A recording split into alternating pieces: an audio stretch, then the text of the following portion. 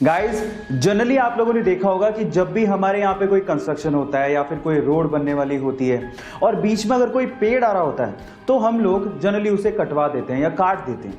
लेकिन हर जगह पे ऐसा नहीं होता।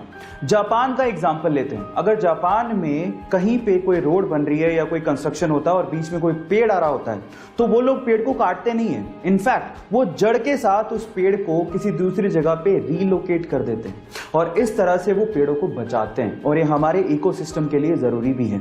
आपको ये जापान का तरीका कैसा लगा और आपको क्या लगता है कि हमारे देश में भी ये चीज इंप्लीमेंट होनी चाहिए? चैट सेक्शन में लिखना मत भूलिएगा। गाइस, क्या आपको पता है कि फिनलैंड में एक 16 साल की टीनेज लड़की जिसका नाम है ईवा मोर्टन, उसे एक दिन के लिए फिनलैंड का प्राइम मिनिस्टर बना दिया गया। है ना अमेजिंग बात? अब ऐसा क्यों किया गया, उसके पीछे का रीजन आप लोगों को सुनना चाहिए। इतनी छोटी सी उम्र में वो लड़की ह्यूमन राइट्स, जी हां, ह्यूमन राइट्स और क्लाइमेट चेंज को लेके बहुत बड़े बड़े अभियान चला चुकी है। और इसी चीज को एप्रिशिएट करने के लिए और यूथ की इस पावर को एप्रिशिएट करने के लिए वहां की गवर्नमेंट ने इस 16 साल की टीनेज लड़की को एक दिन के लिए फिनलैंड का प्राइम मिनिस्टर बना दिया। गाइस, आपको फिनलैंड की गवर्नमेंट का इस तरह से यूथ को एप्रिशिएट करने का तरीका कैसा लगा? चैट सेक्शन में लिखना मत भूलिएगा।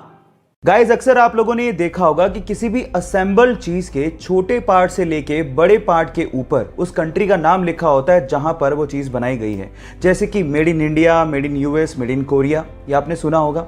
लेकिन अगर मैं आपसे सवाल पूछूं कि जो चीजें स्पेस में यूज की जाती है या स्पेस प्रोग्राम्स में यूज की जाती है उस पे क्या लिखा होता है? क्या उस पे भी किसी कंट्री का नाम लिखा होता है? अगर आप लोग ये सोचते हैं कि उस पे भी made in US, made in India लिखा होता है तो आप लोग गलत हैं। एक्चुअली जो चीजें स्पेस प्रोग्राम में यूज की जाती हैं उनके ऊपर लिखा होता है made on earth by human. Yes guys, made on earth by human. और ये चीज नासा और बड़ी बड़ी स्पेस एजेंसीज 2005 से इस्तेमाल भी कर रही हैं। ये इंटरेस्टिंग फैक्ट जान के आपको कैसा लगा? चैट सेक्शन में लिखना मत भूलिएगा। कोरोना की वजह से यूएस में कैजुअलिटीज बहुत ज्यादा बढ़ गई हैं। शायद इसी वजह से वहां की एक संसद में शांति पाठ करवाया गया और ये शांति पाठ वहां के एक भारतीय पंडित राजगोपाल थुपल ने किया। ये देखिए।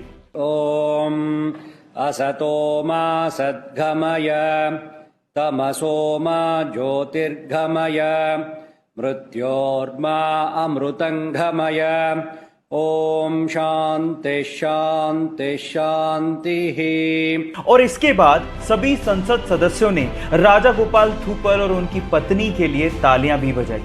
कितनी गर्व की बात है कि हमारी संस्कृति को पश्चिमी देश अपना रहे हैं, लेकिन दुख की बात यह है कि हम उसे भूलते जा रहे हैं। आप लोगों का क्या कहना है? चैट सेक्शन में लिखना मत भूलिएगा। गाइस, अर्थ पे रहने वाली हर एक स्पीसी को हमारी मदर नेचर ने कुछ ना कुछ खास जरूर दिया है और उसी में से एक है ईगल, यानी कि बाज। क्या खास है ईगल में, मैं आपको बताता हूं। चलो कंपैरिजन करते हैं। मान लीजिए कि इंसान के पास बाज की आंखें होती तो क्या होता?